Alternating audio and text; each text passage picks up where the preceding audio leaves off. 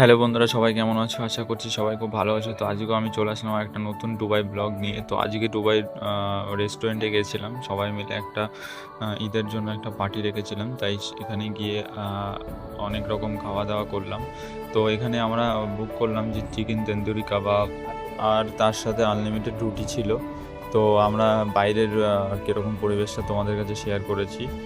আ এই দুবাইতে আমি এসেছি আজ প্রায় ১ মাসের বেশি হয়ে গেল। তো এখানের পরিস্থিতি এখন একটু স্বাভাবিক হয়েছে আগের থেকে।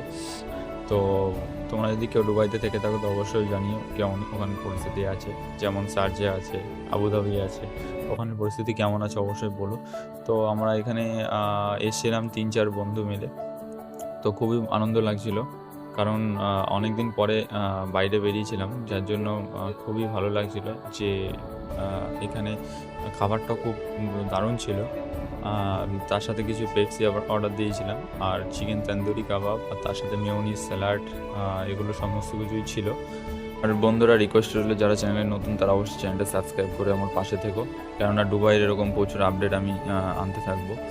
তো আজকের মতো টাটা, গুড বাই, সবাইকে ভালো থেকো। সবাই আজকের মতো টাটা, চলো পরের ভিডিওতে দেখা হচ্ছে।